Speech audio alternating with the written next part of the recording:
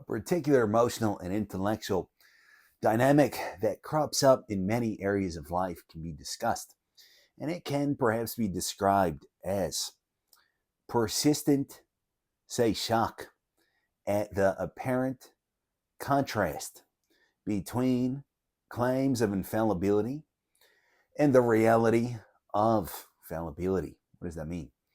We say that starting off our career as people, as little ones, we don't know what's really going on. And consequently, we can be convinced of many types of things, perhaps of entirely anything, at least towards the beginning. And further, being in a weaker position, mentally, physically, as children, we have not necessarily the clearest conception of what power and truth and reality really is. It may feel to a child that mommy or daddy is the strongest person in the world. And it may feel that the other little kid on the block is the fastest kid in the world. It may feel that teacher is the smartest person in the world because we're little kids. And what happens on no few occasions is that a child is brought up, um, taught that some or another life philosophy, some or another person, some or another uh, aspect of society and institution, what have we, is infallible, is in fact truth incarnate, power incarnate, and so on, reality incarnate. And then comes to a point of doubting that, and perhaps then eventually believing fully that that is not the case. And what consequently then can happen is that the entire life is sabotaged because the rest of life becomes a sort of disillusionment. I was taught that, so and so is all knowing and has all the answers. And now I've grown up, I've discovered that's false. And it must be from that, it must follow that there's no such thing as truth. Overall, I was taught that um, this or that life philosophy is infallible, meaning without error, no mistakes. And wow, I grew up and my eyes are open and I see there's so many errors and it certainly is fallible. Well, I must, spend the rest of my life kind of perpetually making that point. Right? Wow, look at this. What are some specific examples? Very ubiquitous, meaning widespread. Example would concern one's parents. Believe it or not, right? Anybody that is biologically capable of so doing is able to have or contribute to having children, irrespective of his or her psychological moral status. I can look at myself, whoever it is that I am. I'm not perfect, and yet I could be, in theory, a parent, if not biologically because I'm too old or otherwise by adoption. Being a parent is amazing. It's a tremendous vocation, but it does not automatically and by proxy transform me. Right? The second that biologically I can be so called. So, is it reasonable objectively to suppose that one's parents have to be a certain sort of way or have to fulfill certain sorts of claims that we may have upon them? It would seem no, just looking out upon other people. And yet, if I am the disillusioned child, even if I'm no longer a child, I can spend the rest of my life hammering home the point that my parents weren't perfect, or that my parents had some or another issue, or that my parents even maybe were objectively and certainly bad. I had personality disorders, were sociopathic, whatever the case might be. I'm 80 years old and I'm still thinking and talking about how mommy or daddy was narcissistic or sociopathic and so on.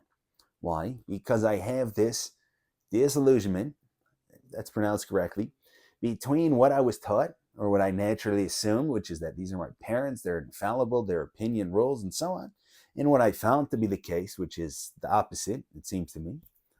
And now that's what my life is about. Is that reasonable? Is that productive? Well, that might be the next point. We can offer another example. Let's say that totally blighted example to the outsider. Somebody is in what outsiders do consider to be a cult. And from the inside of this cult, as a child, I'm instructed that the cult leader has all the answers. I might even be in a political such cult. At least one country comes to mind, right, where the leader is supreme, the leader is unbelievable, has all of the answers, right? And say the documents associated with this cult, be it a political cult or otherwise, are infallible. They don't have any mistakes. And they're absolutely perfect. They're eternal, and so on. Then I grow up. I access the internet, that perhaps at some risk to myself in some situations. I do some comparative studies, this and that, gain a little bit of insight and education, and I see, oh wow, that was just a cult. I, these documents are riddled with errors. This allegedly infallible leader is very far from that. Is the opposite of that. Is a kook, let's say. Right? Now, the rest of my life can be a sort of skepticism, can be a sort of reaction to this feeling of having been played. Wow.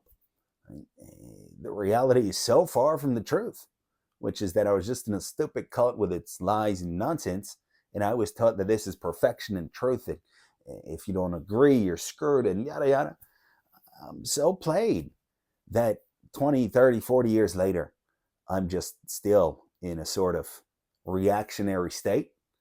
I'm still a quote unquote skeptic.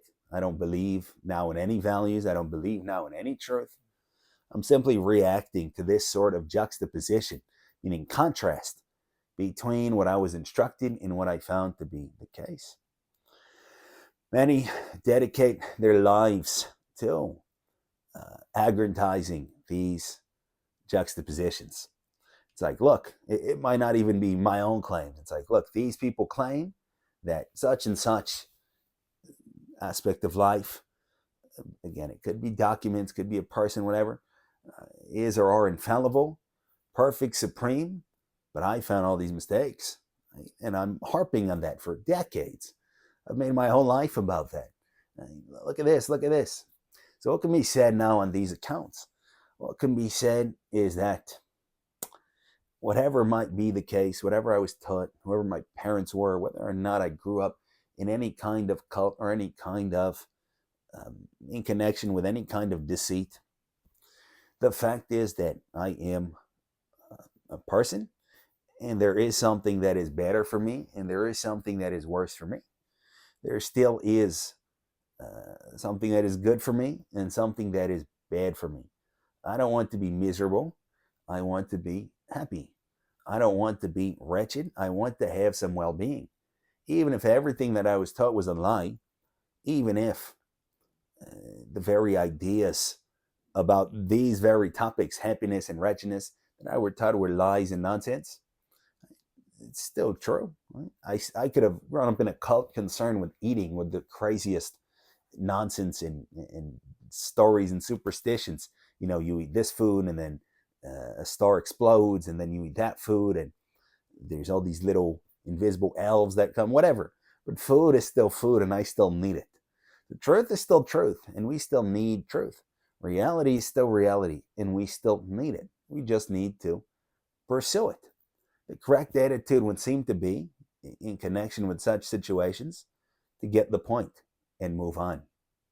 I get the point that infallible, problematic people had children, and I'm that child. Move on. I'm not going to be watching videos about parents screwed up their children or what have we for 10, 20 years, again and again, making the point. The fact is that I was instructed, as so many countless others, that this sort of tradition, this sort of text, what have we, is perfect and doesn't have any mistakes. And now, from my present point of view, I think otherwise. I get the point. These things happen. and I move on. It's reality. I grew up in a cult. I get the point. I move on. Right? It's not to say in particular cases sometimes a career can be made off of in connection with such things. Right? Sometimes there's advocacy, what have we. But just psychologically, I want to be free. I want to mature. I want to move ahead, whatever my initial experiences were. So, to summarize, we see that a frequently encountered dynamic in so many areas of life is where an individual was taught that um, perfection and infallibility existed there where it does not really exist. A person was basically turned into a sort of idol worshiper, an idol being a finite um, entity, such as is imbued with unfinite, infinite qualities. Obvious vulgar example would be to take simply a thing, take a little statuette or something and say, this thing has special powers, it controls the universe. Not so obvious, more subtle examples, but the same idea would be to say that, the ultimate cause in the universe is this political cause. The ultimate perfection is this little party we have going on here, this little sect, something or other. So basically, I was taught to be an idol worshiper. Then I grew up, I saw the light, I see that these are idols. This is not truth incarnate. This is not infallibility incarnate. This is just human business, sloppy and realistic as it is. The right attitude would seem to be to get the point and move on. No matter how many false idols there have been, are, and will be, I still want to set my sights on what is not an idol, on real truth, on real goodness, on real reality, and make it my own. Thank you for listening.